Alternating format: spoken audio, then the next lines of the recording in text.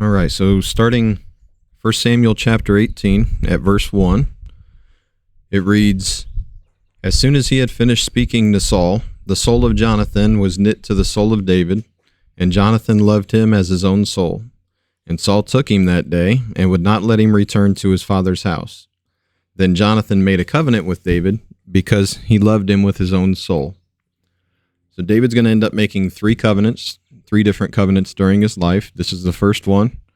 Later on, he's going to make a covenant with Abner. If we remember Abner, he is right now the commander of Saul's army, and he's Saul's uncle. And then he'll end up making a covenant with Yahweh himself later on. But this is the first of David's three covenants. Verse 4, "And Jonathan stripped himself of the robe that was on him and gave it to David, and his armor, and even his sword, and his bow, and his belt." So Jonathan, we should remember, is the prince. His father is Saul, who is the king. So Jonathan, being the prince, has a special, like a royal robe, royal armor, probably some of the only armor in Israel at the time. We know that there's not a lot of weapons, and he even gives David his sword and his bow and his belt. So they were pretty good friends. These weren't ordinary items, although it would have still been a good gesture if it was just a common man giving that stuff. But this is the crown prince giving his stuff, so it's an extra special sign. Verse 5 says, "And David went out and was successful wherever Saul sent him, so that Saul set him over the men of war, and this was good in the sight of all the people, and also in the sight of Saul's servants." So everybody except Saul loves David. Saul doesn't, but even his servants do. And he was successful. He went to war. He'd go out. He'd come back in victory. He was successful all the time. And you would think that the king would be happy to have this soldier under his command that's always successful when he goes out. But we'll find out that instead of being happy, Saul was really just jealous that David was getting the notoriety. We'll see that here in verse 6. It says, "As they were coming home, when David returned from striking down the Philistine," that's Goliath, "the women came out of all the cities of Israel singing and dancing to meet King Saul, with tambourines, with songs of joy, with musical instruments. And the women sang to one another as they celebrated. And the song was, 'Saul has struck down his thousands, and David his 10,000s. And Saul was very angry, and this saying displeased him. He said, 'They have ascribed,' or given, 'to David 10,000s, and to me they have ascribed thousands. And what more can he have but the kingdom?' So Saul is so upset that David is getting the recognition. He's saying David has everything except the crown at this point, because the people are celebrating David coming back from these military victories. Saul's hyper jealous. So instead of feeling happy that he has David, he says that David has everything except the kingdom now, because they sang a song when he came back in. Verse 9, and it says, "And Saul eyed David from that day on." So if we remember in 1 Samuel 15:28, it says, this is when Samuel is confronting Saul for breaking the commandment that God had given him. It says, Samuel speaking, "The Lord has torn the kingdom of Israel from you, Saul, this day, and has given it to a neighbor of yours who is better than you." So who's the neighbor is what Saul's kind of mission from that point forward was, trying to figure out who this neighbor was that God would give the kingship to after he's taken it away from him. And then Saul is trying to prevent that kingship from taking place so that he can keep it. This is a parallel to the overall story of the Old Testament, which is a parallel to the overall story of all of Scripture. This is all in this tiny little section. Saul trying to prevent the future king from coming into power is a shadow of Satan trying to keep the future king from coming into power. Satan tried that when he caused whatever the mixing was before the time of Noah. He did it again at the Tower of Babel. He went into overdrive when God called Abraham out and created his own people and gave the prophecies that the Messiah would come from those people. Then Satan only had to target that line. He didn't have to target the rest of the world anymore, only that line. So he uses the rest of the world to attack that line. We saw that even through Abraham and Sarah using the handmaid to bring Ishmael into the world instead of relying on God for Isaac. This was an attack on that bloodline, and it happens all the way through. Jacob and Esau, the same thing. After it was decided that the bloodline was going to carry through Jacob, Esau's bloodline was used to attack it. All these other ites that are in that area are all there just for that reason, to try to keep the Messiah from coming into power, trying to keep the future king from coming into power. It's the story of the Old Testament. It's the story of the New Testament. It's the story in Samuel. So Saul is trying to keep David from coming into power.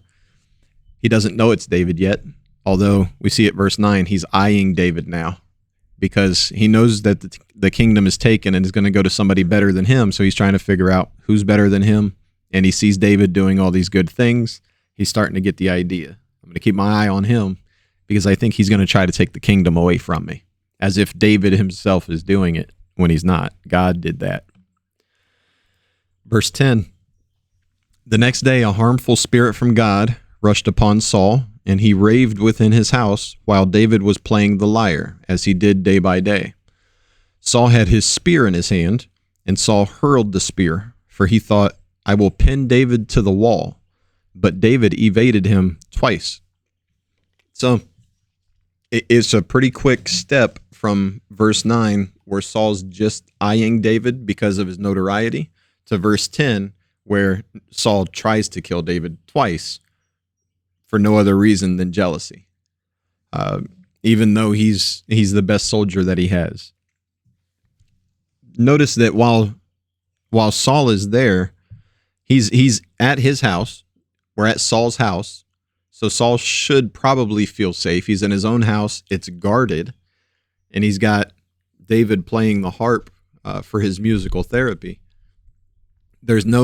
Saul's not in any danger at all, but he's still sitting there. You'll notice every time it says when this harmful spirit from God comes on Saul, he always has his spear in his hand. He's sitting in his own house. He doesn't need to defend himself or attack anybody, but he sits there and he grinds on that spear while he's being tormented. And then at some point it gets bad enough that he just throws the spear at David twice. I don't know if he threw two spears or threw one and got it back and threw it again. But David, as should be obvious from the story of Goliath and all his other victories, David could have easily just taken that spear and killed Saul, or whatever else was around and killed Saul. So David is alive because God wants him to be, because he's going to be the next king. Saul is alive because David allowed it, because God allowed it. But Saul can be killed at any point here. It seems like this is a test for David. Will he retaliate against Saul, or will he submit to Saul's authority even though he's trying to kill him? So those are the first two times that Saul tried to kill David, there in the throne room while he was playing the lyre. Verse 12. So again, a quick shift. We go from Saul eyes David to Saul tries to kill David to verse 12. Saul was afraid of David because the Lord was with him, but he had departed from Saul. So Saul removed him from his presence and made him a commander of 1,000. And he went out and came in before the people. And David had success in all his undertakings, for the Lord was with him. And when Saul saw that he had great success, he stood in fearful awe of him. But all Israel and Judah loved David, for he went out and came in before them. There's a lot going on there. What we need to pay attention to here and throughout, we're going to do 3 chapters today. So what we're going to pay attention to is what do all of these people value? What does Saul hold in high value? What does Jonathan value? What does David value? Okay, and we'll see those different things and how different they are from each other as we move through. But to start looking at verse 12, where it changes from Saul eyed David to Saul tried to kill David to verse 12, Saul was afraid of David. Why was because God was with him, but had departed from Saul. So it seems like Saul is aware that he doesn't have the presence of the Holy Spirit anymore. And it also seems like he's aware that David does, or at least that he's with him in battle. The fact that verse 13, it says, so Saul, means that verse 12 is the reason, right? So Saul removed David from his presence. Why? Because he was afraid of David. Why? Because the Lord was with David. So Saul knows that he and God are fighting on opposite teams right now. He knows that David and God are on the same team. He knows that he is opposed to that team. So he sends David away. It seems like he's either scared that since he knows that God is with David, that God is just going to empower David to take the throne right then. It seems like he's afraid that David's just going to kill him and take the throne, even though it keeps being made obvious that he's not interested in that. But Saul, again, is not stable. So it seems like he actually feared for his life from David because of how bad and bitter his jealousy towards David was. It says he made him a commander of 1,000. So rather than have David stay in and play the music for Saul, and be terrified that he's in the presence of David and therefore in the presence of God, he sends him out to be a commander of part of his army, a commander of 1,000.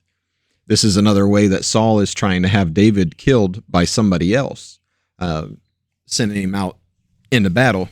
But it says in verse 14, David had success in all his undertakings, for the Lord was with him. In verse 15, where it says, it pushes the point further that Saul was in fearful awe of David. He couldn't believe all the things, and definitely put Goliath on that list. Saul is having a hard time believing that David is accomplishing all the things he is. And he knows that it's because God is with David, and that scares Saul. It awes Saul, but it also scares him. And again, it points out that all Israel and Judah loved David. When it says he went out and came in before them, that means he led the troops. He took them out to battle. He won the battle. He brought them back. That's what it talks about as far as going out and coming in. But we need to keep remembering all Israel loved David. Everybody, including the people that worked for Saul and were related to Saul, loved David. Everybody except Saul, for now. Verse 17, then Saul said to David, here is my elder daughter Merab. I will give her to you for a wife. Only be valiant for me and fight the Lord's battles. For Saul thought, let not my hand be against him, but let the hands of the Philistines be against them. So Saul is saying, hey, I want you to go out and fight the Philistines, because he's already tried to kill him twice with his spear, and he didn't. And it seems like Saul's aware that he didn't because God didn't let him, which is true. So he still wants David dead, and since he can't kill him himself, instead he wants the Philistines to kill him. So he keeps sending him out in battle against the Philistines. And the way to get him to keep going out is say, here's my older daughter Merab. This can be your wife. Just keep going out and fighting the Philistines. Verse 18 says, and David said to Saul, who am I, and who are my relatives, my father's clan in Israel, that I should be son-in-law to the king? Right? So David, again, was a shepherd boy. They're definitely not a rich family. I don't know that they're a poor family, but they're not the kind of family that would marry into the king's family, right? They're not a aristocratic family. So he's saying, who am I that I should be son-in-law to the king? Verse 19 answers that. It says, but at the time when Merab, Saul's daughter, should have been given to David, she was given to Adriel, the Meholathite, for a wife. So David did go out. He did fight the Philistines, but it was time for him to marry Saul's daughter. Saul gave her to Adriel, the Meholathite. We don't really know much about him other than he's not David, so Saul lied. Verse 20, now Saul's daughter Michal, or Michal, loved David, and they told Saul, and the thing pleased him. Now, why would Saul be happy that his daughter loved David after he just promised the one daughter? Now, keep in mind also, there was already one daughter, assumedly Merab, that was promised to whoever killed Goliath. And David killed Goliath and never got to marry that daughter. I assume that was Merab, who it seems like was offered to him a second time, and then he still didn't get to marry. So now we have Michal, Saul's other daughter, one of other daughters. I'm not sure how many he had. And now Saul is happy that she loves David. So from that, we can assume maybe it wasn't Saul that kept Merab from marrying David. Maybe Merab just plain didn't want to marry David, because Saul is happy that the other daughter does want to marry David. Why would he be happy? Same reason as the other one. Verse 21, Saul thought, let me give her to him, that she may be a snare for him, and that the hand of the Philistines may be against him. Therefore Saul said to David a second time, you shall now be my son-in-law. Saul's not a good dad. There's a difference between the culture at that time with the arranged weddings. That's not what I'm talking about. I'm talking about he doesn't care that Michal loves David, other than this is a good way to get to David. He doesn't care that he is intentionally putting his daughter in a marriage that he wants to fail, so that the husband of her will ultimately die, hopefully through her.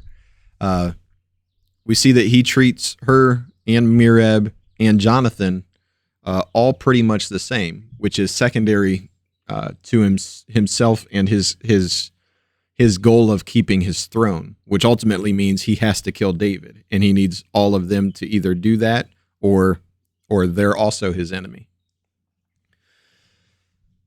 Verse 22, and Saul commanded his servants, speak to David in private, and say, behold, the king has delight in you, and all his servants love you. Now then, become the king's son-in-law. And Saul's servants spoke those words in the ear of David. And David said, does it seem to you a little thing to become the king's son-in-law, since I am a poor man and have no reputation? And the servants of Saul told him, thus and so did David speak. So Saul sends his servants out. They all like David. They convinced David that everybody likes him, including Saul, even though Saul had just thrown the spears at him. It must have been a misunderstanding. Everybody loves you. You should marry his other daughter, Michal. And he says, I'm poor. Basically, I can't afford a dowry, especially not for a king's daughter. A dowry is what you pay to the father of the bride in order to marry his daughter. Usually it comes with a value of whatever it would take in their family economically to replace her. So if she does this amount of things for the family, then we will have to hire or bring somebody in to do these amount of things. So the dowry might include that also. The bride price sometimes would just be a set amount based on where your class was in society. But either way, David knows he can't afford the dowry for a king's daughter. So they went back, the servants of Saul went back and told him what David said. Verse 25, then Saul said, thus you shall say to David, the king desires no bride price accept 100, let's say, proofs of death of the Philistines, that he may be avenged at the king's enemies. Now Saul thought to make David fall by the hand of the Philistines. See how it keeps pointing that out? Saul's started off where he knows the Philistines are the enemies to Yahweh and his nation, and he wants to destroy the Philistines. And then as it moves on, it becomes a personal vendetta between Saul and the Philistines. You guys can't even eat. Just go kill. No lunch, no breaks, go kill. And that ended up being not the victory that it could have been. And now it's turned into, it almost seems like the Philistines are just a tool he's using. David's the real enemy, and now he's going to use the Philistines as a tool to kill that enemy. So he keeps saying that. Verse 26, when his servants told David these words, it pleased David well to be the king's son-in-law. Because David, on the other hand, also acknowledges that the Philistines are enemies to the Israelites and to the culture that Yahweh has given them through the law.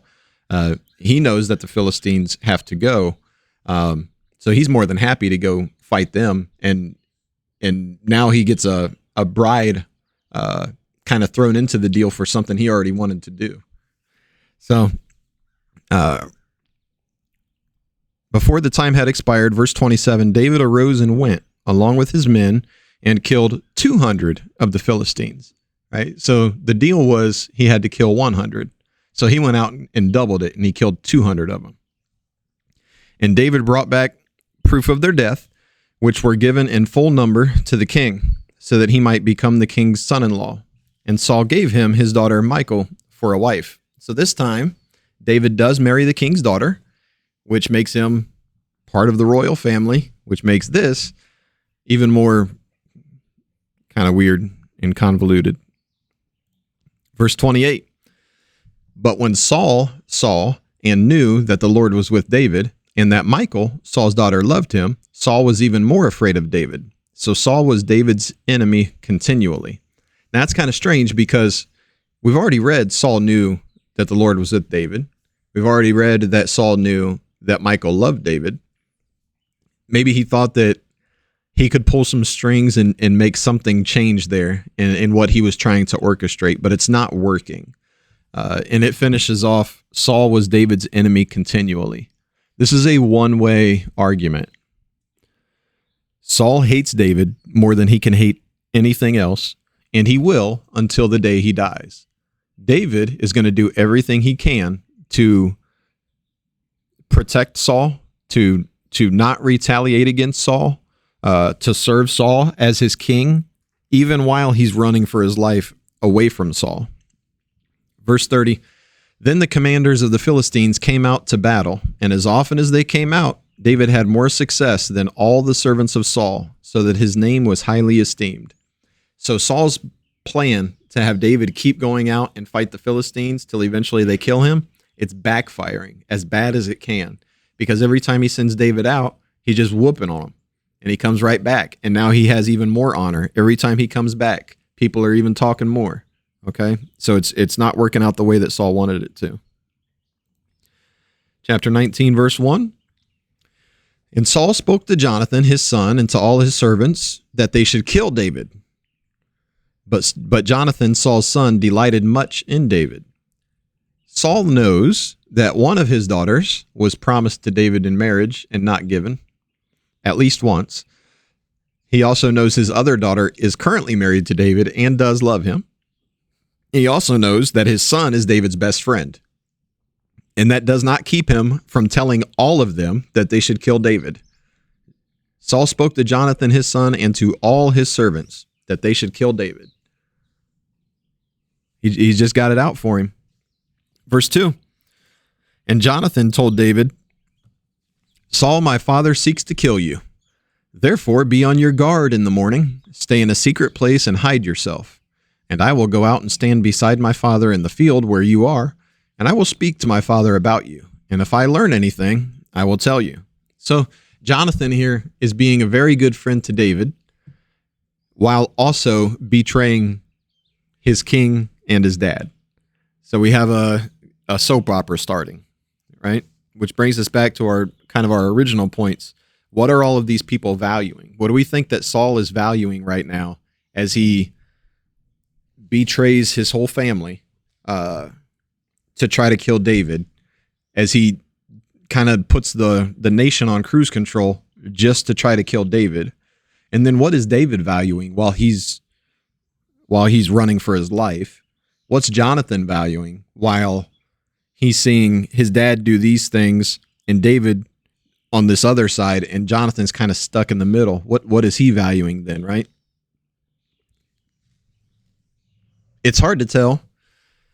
Jonathan is it right that he betrayed the trust of his father and the king to protect David when David was innocent of doing anything? Probably. It's probably the right thing. It's just a bad situation. Verse 4. And Jonathan spoke well of David to Saul his father, and said to him, let not the king sin against his servant David, because he has not sinned against you, and because his deeds have brought good to you. For he took his life in his hand, and he struck down the Philistine, and the Lord worked a great salvation for all Israel. You saw it and rejoiced. Why then will you sin against innocent blood by killing David without cause? And Saul listened to the voice of Jonathan. Saul swore, as the Lord lives, he shall not be put to death. And Jonathan called David, and Jonathan reported to him all these things.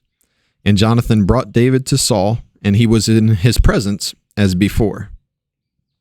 And there was war again, and David went out and fought with the Philistines, and struck them with a great blow, so that they fled before him. So there's a lot in there. Jonathan is still trying to mediate, intercede for David, so that Saul will stop trying to kill him. That in itself is a shadow of Christ. What he's also doing,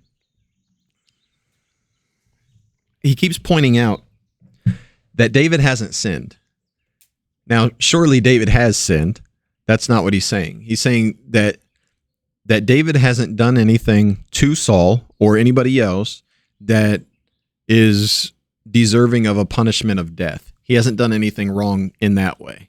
Only thing he's done for the nation, for all Israel, it says, is good. He worked a great salvation for all Israel. He keeps calling David innocent, which he is in this matter. And when it really goes sideways is verse 6. It says that Saul listened to the voice of Jonathan, and then Saul swore, quote, as Yahweh lives, David shall not be put to death. So one of two things is happening. Either Saul really did have a temporary change of heart, where Jonathan did get through to him for a time, and Saul really said, I've erred, and I'm not going to keep pursuing David anymore. Maybe that really did happen for a short amount of time. But what it seems like is that Saul just used the name of God, the name of Yahweh, the covenant name. He used that to make a promise that he had no intention of keeping. It seems like he just said that to pacify Jonathan, but he was still going to keep trying to hunt David. And if he did that, if that is what he did, then that's maybe the worst mistake of Saul's life. We move forward. Chapter 19, verse 9. Then a harmful spirit from the Lord came upon Saul as he sat in his house with his spear in his hand. So again, he's in the safest place in the nation, the king's house. And when that harmful spirit comes, he's sitting there with his spear in his hand, just grinding away on it. And David was playing the lyre, and Saul sought to pin David to the wall with the spear. If that sounds familiar, this is not a repeat. This is not retelling the same story. This is again. He sought to pin David to the wall with the spear, but David eluded Saul so that he struck the spear into the wall, and David fled and escaped that night. So This is, I think if we're keeping track, this is the 6th time that Saul has tried to kill David. The 3rd time directly by throwing a spear at him while he's playing music for Saul. But we need to pay attention to is this oath where Saul made an oath in the name of Yahweh in verse 6 is already violated by verse 9. That's why I say I don't think he ever had the intention of keeping it. I think he intentionally made this oath knowing that he was going to break it, which shows how far he's come. You know, he's not the king of a normal country. He's the king of God's people, which means he's supposed to be their representative of God's will. So if he's lying in God's name, he's, if for no other reason, which there's plenty of before this, but he's unfit to be the leader, to be the king, to be in charge, and we'll find out to be alive. So he tried to pin him to the wall again. Verse 11. Saul sent messengers to David's house to watch him. Because remember, David ran away this time. Ran away, went home. So Saul sent messengers to David's house to watch him, that he might kill him in the morning. Now, David's married, right? By now, David's married. And who's he married to? It's Saul's daughter. So who else is at David's house? His wife, the king's daughter. Saul sends messengers there to kill David while his daughter's there. But Michal, David's wife, told him. So we have a second child of the king that is betraying his trust in order to try to save David, right? Jonathan already has been telling David what Saul says, and now Michal is telling David. So Michal, David's wife, told him, if you do not escape with your life tonight, tomorrow you will be killed. So Michal let David down through the window, and he fled away and escaped. We've seen this a couple different times in Scripture where these people that have to escape these windows, especially these city wall windows, you know, the guy gets in a basket and a lady lowers him down. It seems embarrassing, but you gotta stay alive. So David ran away, ran out the window and ran away. Now, is there any doubt that Michal has helped him escape, right? She definitely did. She told him what was going on, and she's the one that lowered him down, right? So verse 13. Michal took an image or an idol, we'll get into that some other time, and laid it on the bed and put a pillow of goat's hair at its head and covered it with the clothes. So we have a, what's that movie? Shawshank moment here. They put the dummy in the bed to make it look like David's in the bed. Okay. Verse 14. And when Saul sent messengers to take David, she said, he is sick. So now we have Michal lying to her father to try to protect David. Then Saul sent the messengers to David saying, bring him up to me in the bed that I might kill him. So Saul at this point isn't even trying to hide it from anybody, and he's not tiptoeing around it. He can't come because he's sick. That's cool. Bring the sick bed with him in it. I'll kill him there. Saul doesn't care that David's sick, even though he's not. He wouldn't care if he was. He just needs him dead. Verse 16, and when the messengers came in, behold, the image was in the bed with the pillow of goat's hair at its head. So Saul said to Michal, why have you deceived me thus and let my enemy go so that he has escaped? It's a good question. She had to know that was coming. So what's her answer? He said to me, let me go. Why should I kill you?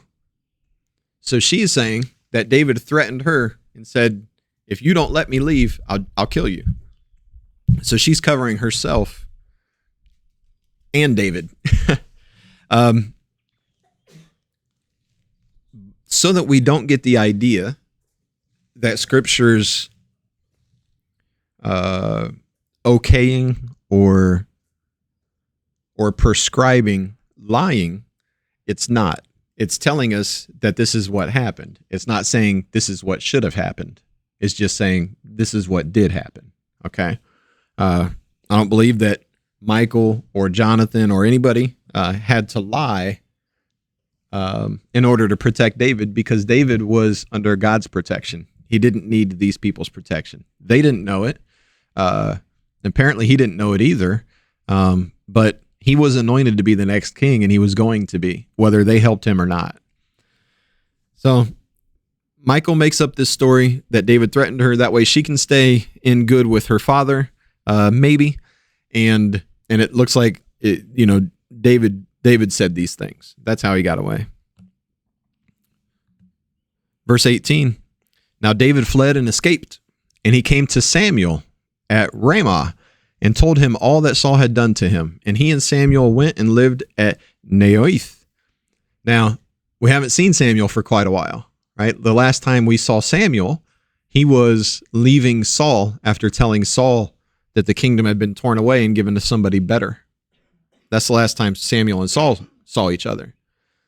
But everybody knew that Samuel was up there living at Ramah. And remember that that's only 10 miles away from Gibeah, which is where Saul lives. And remember that Saul never troubled himself to make it those 10 miles to try to figure out what the will of God was, because he had messed up so much that the kingship was taken away. And to Saul, that's the only thing that mattered, right? He still had a chance to save his soul. All he had to do was get back into God's will.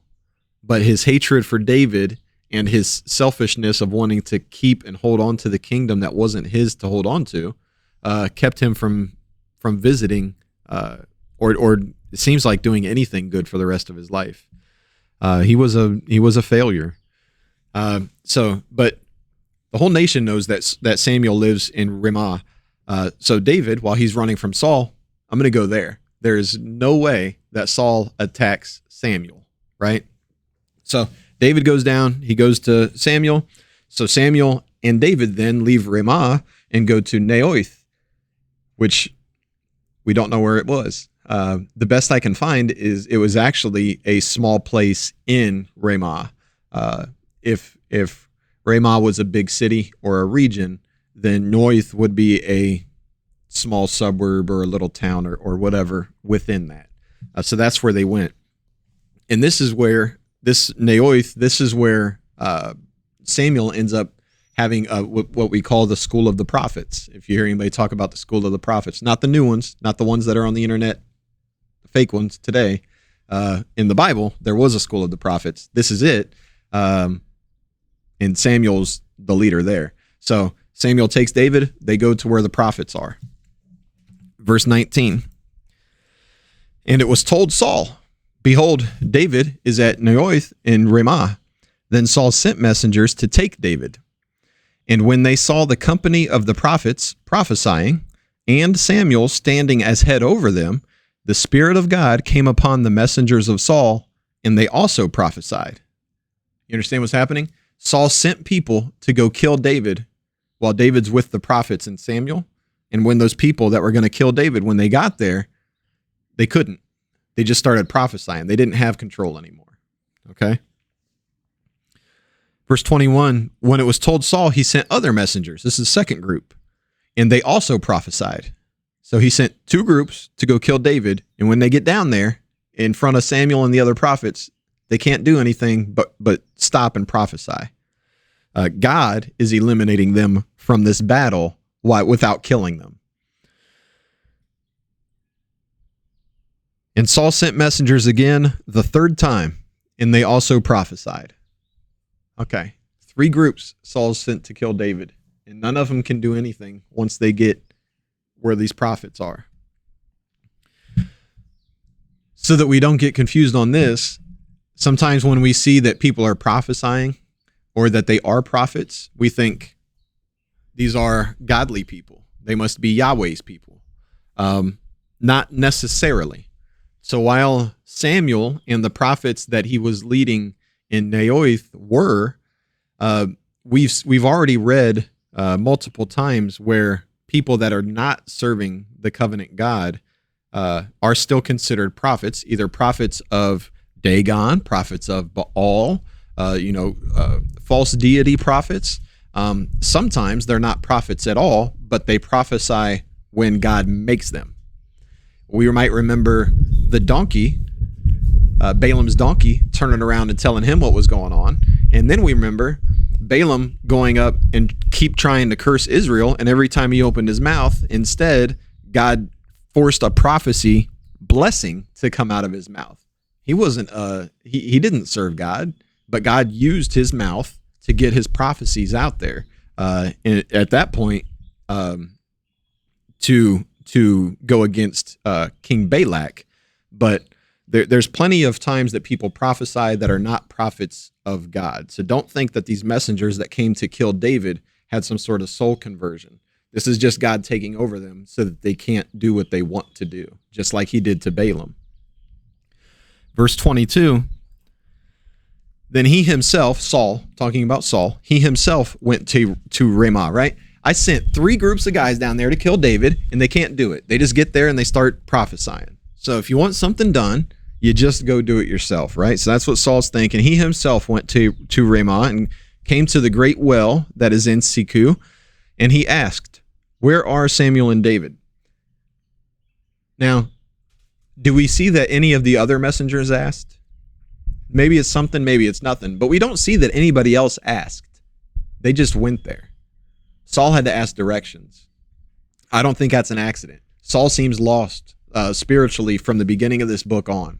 He's been lost the whole time. Remember, Saul, when he was a youth, asked Samuel, the prophet, where the prophet was, because he didn't even recognize him then. I think that it's on purpose that it keeps pointing out that Saul is spiritually blind. So he says, where are Samuel and David? And one said, behold, they are at Naioth in Ramah. And he, Saul, went there to Naioth in Ramah. And the Spirit of God came upon him also. And as he went, he prophesied until he came to Naioth in Ramah. So Saul started prophesying the whole way there.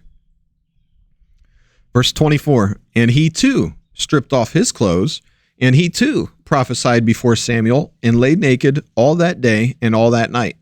Thus it is said, is Saul also among the prophets? So we might remember that saying. We've read that in one other place before, at least. And it is still the question. Is Saul also among the prophets? Well, yeah. So one part we might get tripped up on is in verse 24, it says that Saul stripped off his clothes and prophesied naked. Maybe that means what it sounds like it might, but it seems more likely because Saul would have been wearing all of his king's stuff, his royal robes, his crown, all of that stuff. It seems like that's what he would have taken off. And it seems like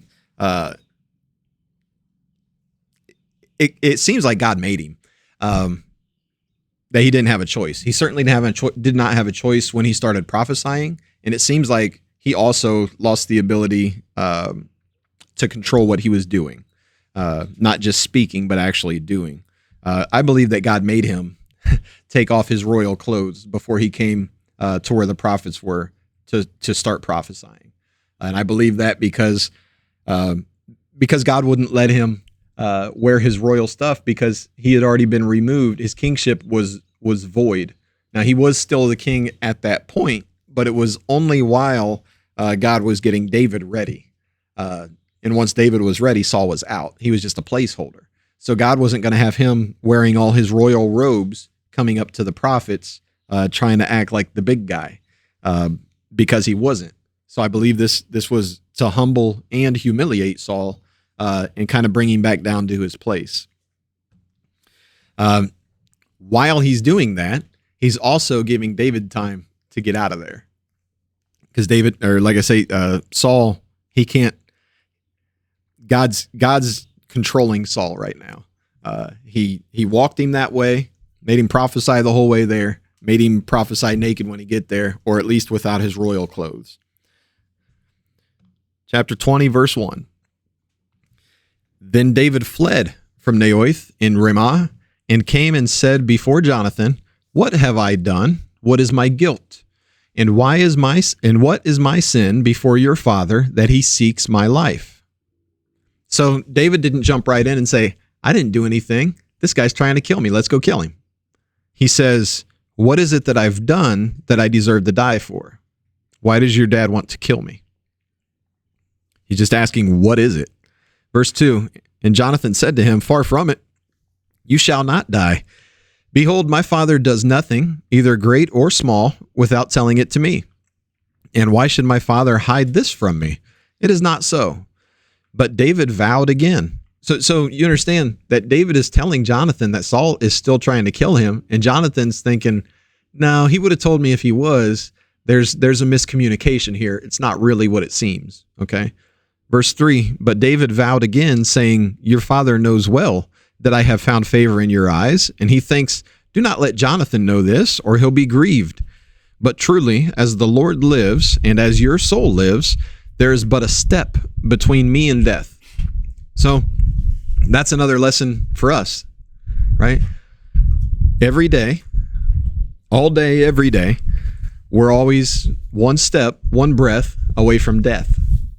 Right? It's not something that's super fun to think about. It's not something we even have to think about, but it is something to keep in our minds, is that we're not promised, another 20 years, 10 years, 1 year, 1 month, 1 day. We're not promised one more breath, right? So every breath we have, we might be one breath from our last one. David's living his life knowing that there's just a step between him and death.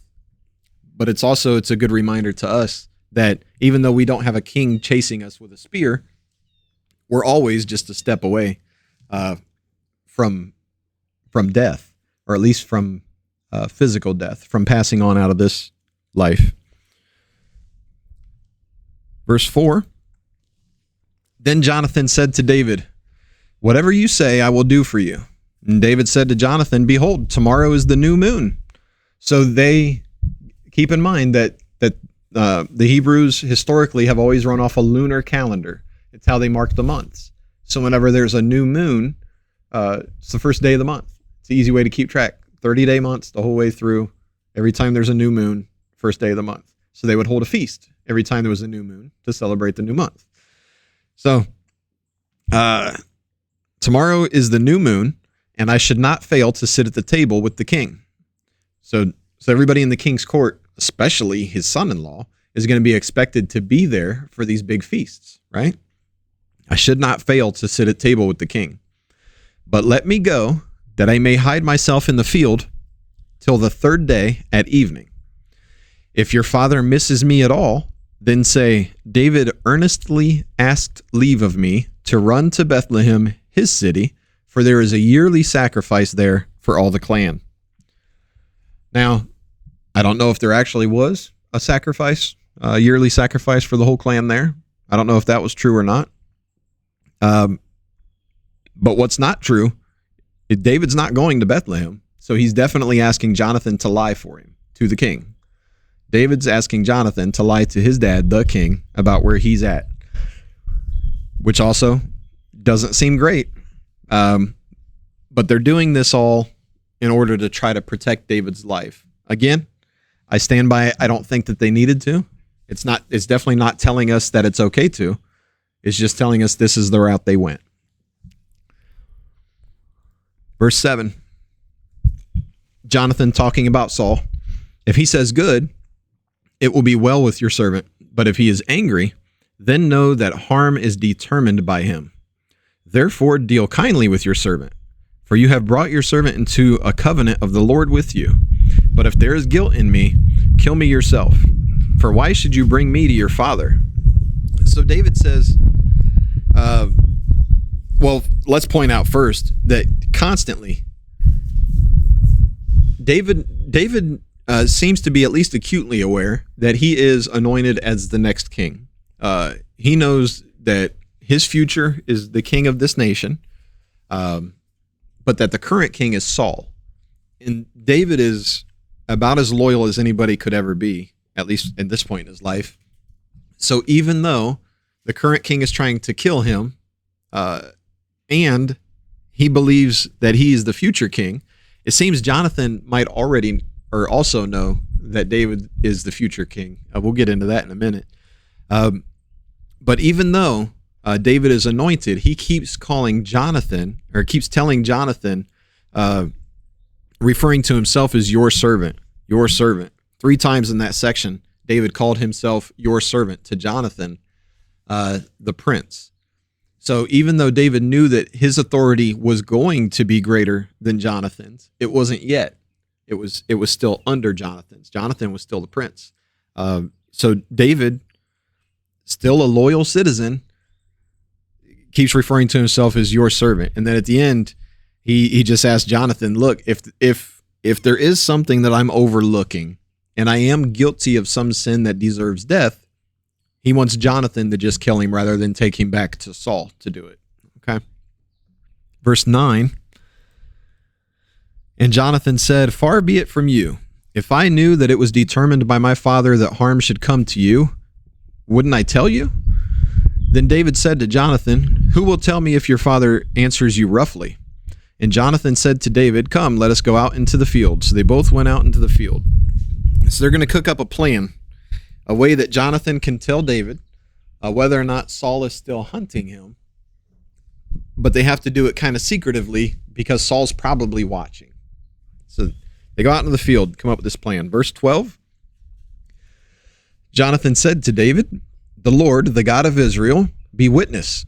So, okay, whenever you start off something like that, Jonathan is saying, we are going to make a covenant. And God's going to be the witness. It'd be like us saying, God is my witness. God is our witness. That's what he's saying here. The Lord, the God of Israel, be witness. So what he's saying is, we're going to be witness. When I have sounded out my father about this time tomorrow or the third day, behold, if he is well disposed toward David, shall I not then send and disclose it to you? But should it please my father to do you harm, the Lord do so to Jonathan, and more also, if I do not disclose it to you and send you away, that you may go in safety. May the Lord be with you, as he has been with my father. So it's kind of a roundabout, it might be clunky in the way that we talk now, but what he's saying is, in 2 or 3 days, I'll know what my dad's intentions are regarding you. And I'll make an oath here in front of me, you, and God, that whatever he tells me, I'll tell that to you. But then he finishes it with, may the Lord be with you. And he uses the covenant name. May Yahweh be with you as he has been with my father. So it seems like Jonathan knows that God used to be with Saul, isn't anymore, and is now saying, may he be with you. Jonathan knows that the future of the kingdom is going to David, it seems like, which is something to think about, because keep in mind, Jonathan is the prince. Once Saul dies, that would make Jonathan the king. But somehow Jonathan knows that he's not meant for that David is the one that's meant to be exalted in this kingdom. Okay? Somehow he already knows that. Verse 14, Jonathan talking, if I am still alive, so he knows things might not go good with his dad. If I'm still alive, show me the steadfast love of the Lord, that I may not die. He's asking David to not kill him. Jonathan is saying, if I'm still alive after talking with my dad, Saul, show me love that I don't die. Jonathan is asking for David to not kill him when he comes into power. Verse 15, and do not cut off your steadfast love from my house forever. That's his family. So Jonathan is talking about his own descendants. He's asking David to also, after asking, don't kill me, also don't kill my family, my descendants after me. He knows that David's the long-term solution as king, at least in that era. And he says, after he says, do not cut off your steadfast love from my house forever, when, not if, when the Lord cuts off every one of the enemies of David from the face of the earth. We've been going through this. Who loves David and who hates David? There's two groups. The people that love David is everybody except Saul. The people that hate David is Saul. And that's it. So when it says, when, not if, when the Lord cuts off every one of the enemies of David from the face of the earth, there's only one enemy of David on the face of the earth, except right now the Philistines, because he's out there winning victory after victory. But in the nation of Israel, there's only one enemy of David. And Jonathan knows that there's a time coming when the Lord cuts off every one of the enemies of David from the face of the earth. Jonathan knows that if you're an enemy of David, God is going to kill you. And he knows that his dad is an enemy of David. Makes for quite a soap opera. Verse 16, and Jonathan made a covenant with the house of David. May the Lord take vengeance on David's enemies. So now we have Jonathan not only talking about himself and his descendants, he's now talking about David and his descendants. So when he says the house of David, he's talking about David's family tree. David on down, David and all of his descendants.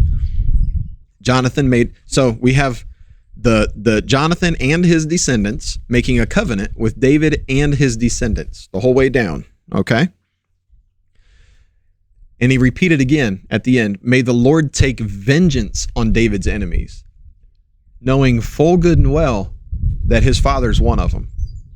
It seems like he probably hoped that at some point, and we can base this off scripture because he already has tried to talk Saul into changing his mind about David, but it hasn't worked yet. But it seems like maybe Saul, or maybe Jonathan is still hopeful that at some point Saul will change his mind, but he knows that that is secondary to God is with David and is going to destroy all David's enemies. Whether Saul changes his mind or not is doesn't matter as far as what God's going to do. Okay. Verse 17, and Jonathan made David swear again by his love for him, for he loved him as he loved his own soul. We're not going to get super deep into this, except to point out this is one of the 3 places in this chapter that people push certain movements by taking these verses out of context and twisting them to mean something that they don't mean. If we believe that at any point in time here, this has looked like anything other than a best friend relationship, a very close best friend relationship, if we think it looks like something different than that or more than that, that's in our heads.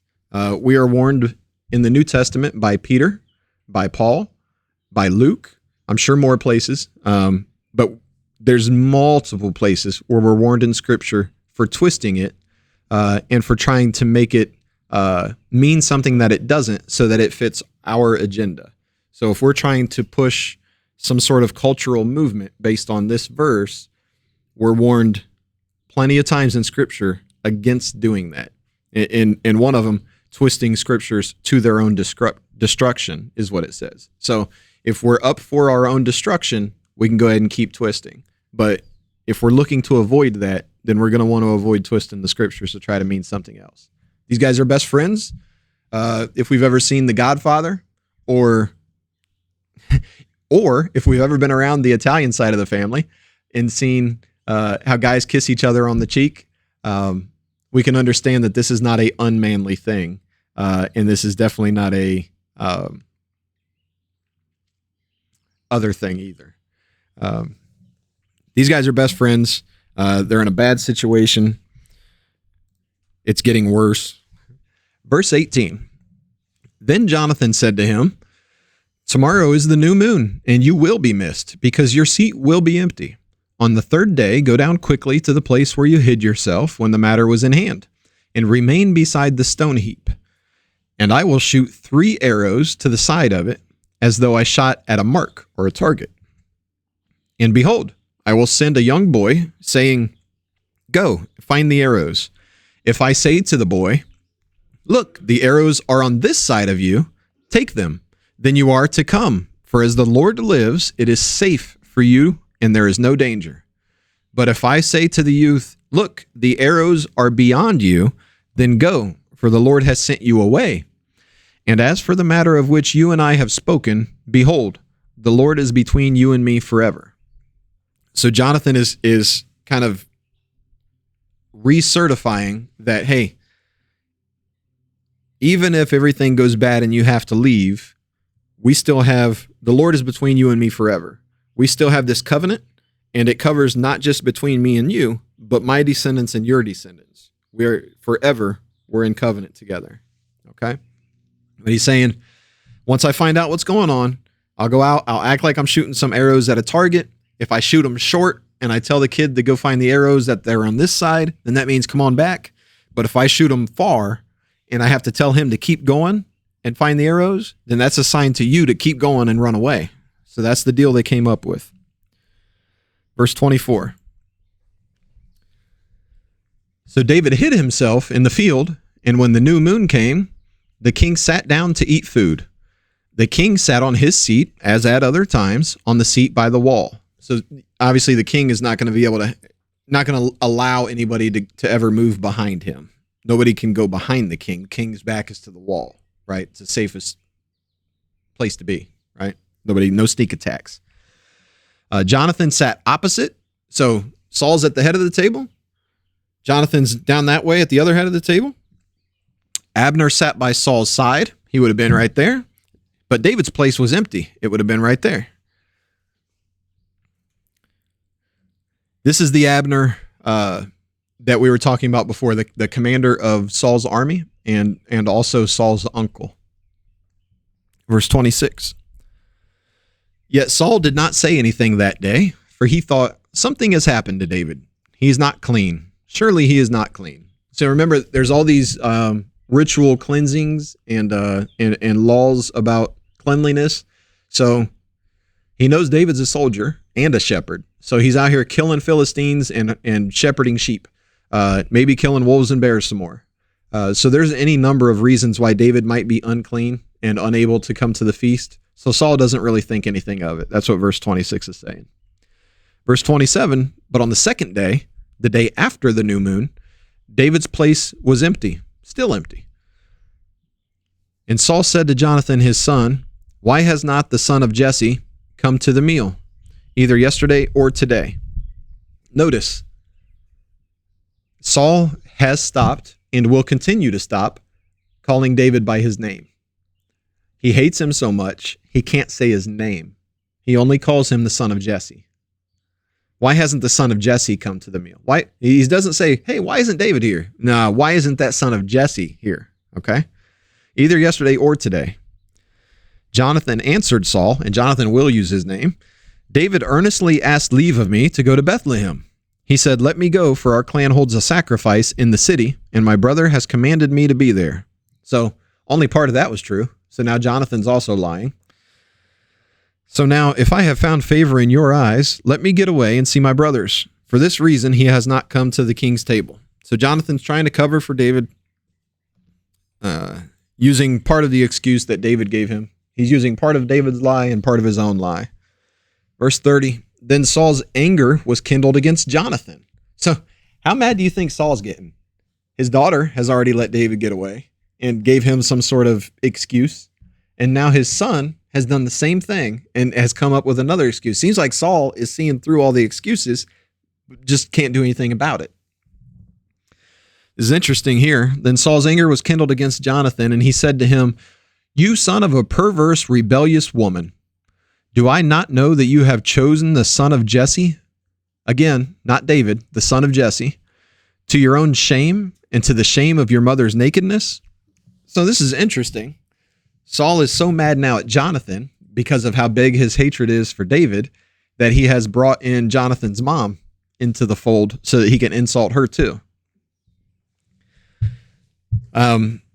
Alistair Begg had an interesting remark on this verse. He said that Saul said that Jonathan was the son of a perverse, rebellious woman, and when in fact he was the son of a perverse, rebellious man.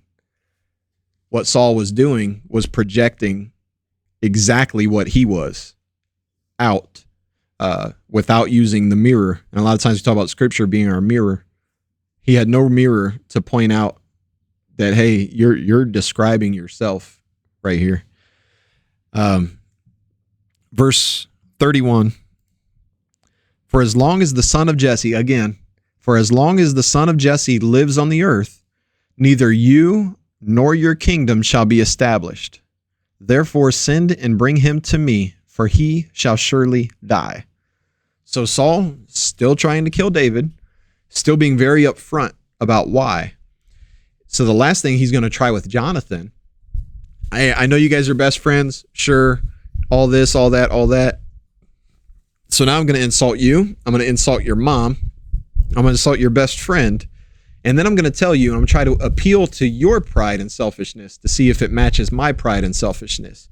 You'll never be king if David's alive. That's what Saul's saying. Neither you or your kingdom will be established. So Saul knows Jonathan won't be king if David's alive. Well, yeah. Saul's missing the point that Jonathan's not going to be king anyways. The kingdom, the kingship, is not Saul's to give away because it's already been taken away from Saul. At one point, it was Saul's. But when he disobeyed God and Samuel came and told him, God has taken the kingdom away from you, from that point forward, it was not Saul's to give away anymore. It was already taken away. So Saul is trying to make sure that Jonathan inherits a kingdom that he has no right to. And it seems like Jonathan knows it. Everybody is accepting it except for Saul. Don't look over the fact that Jonathan is aware, definitely before, but there's no question afterwards, after this verse, that he won't be king if David survives. He knows that. And he's still willing to lie and protect David to keep him safe, knowing that David is the one that is keeping him, or thinking anyways, that David is the one that is keeping him from being the future king. It's selfless of Jonathan rather than selfish like Saul. Verse 32. Then Jonathan answered Saul, his father, "Why should he be put to death? What has he done?" But Saul hurled his spear at him to strike him. So now Saul's even trying to kill Jonathan for standing up for David. Saul loves that spear. He loves throwing it. He doesn't seem like he's any good at throwing it, or good at throwing but not good at hitting. I don't know. But he loves throwing it at people, but now he's trying to kill his own son. So Jonathan knew that his father was determined to put David to death. And Jonathan rose from the table in fierce anger and ate no food the second day of the month, for he was grieved for David because his father has disgraced him. Right? David was in high esteem, high honor in the whole nation. Right? He went out, he came in, he won victory, victory, victory, victory, Goliath, all these things. But all Saul had to do was put a hit out on him and put him in exile from the kingdom for David to lose his good name. Now he's not graced. Now he's disgraced. All that out of jealousy. Verse 35. In the morning, Jonathan went out to the field to the appointment with David, and with him a little boy. And he said to his boy, "Run and find the arrows that I shoot." As the boy ran, he shot an arrow beyond him. And when the boy came to the place of the arrow that Jonathan had shot, Jonathan called out after the boy, "Is not the arrow beyond you?" Right? So he's yelling. The boy, and anybody that might see, might think that Jonathan is telling the boy where the arrow's at. But we read before that they had already come up with this plan, Jonathan and David. So when he's saying the arrow's beyond you, he's telling David, go. Okay, that's the code. Is not the arrow beyond you? Verse 38, and Jonathan called after the boy, "Hurry, be quick, do not stay." So Jonathan's boy gathered up the arrows and came to his master. But the boy knew nothing. Only Jonathan and David knew the matter. So their code worked. Verse 40, Jonathan gave his weapons to his boy and said to him, "Go carry them into the city." And as soon as the boy had gone, David arose from beside the stone heap and fell on his face to the ground and bowed 3 times. Still in submission to the prince. Okay? And they kissed one another and wept with one another, David weeping the most. Then Jonathan said to David, "Go in peace, because we have sworn both of us in the name of Yahweh, saying, the Lord shall be between me and you, and between my offspring and your offspring forever." And David rose and departed, and Jonathan went into the city.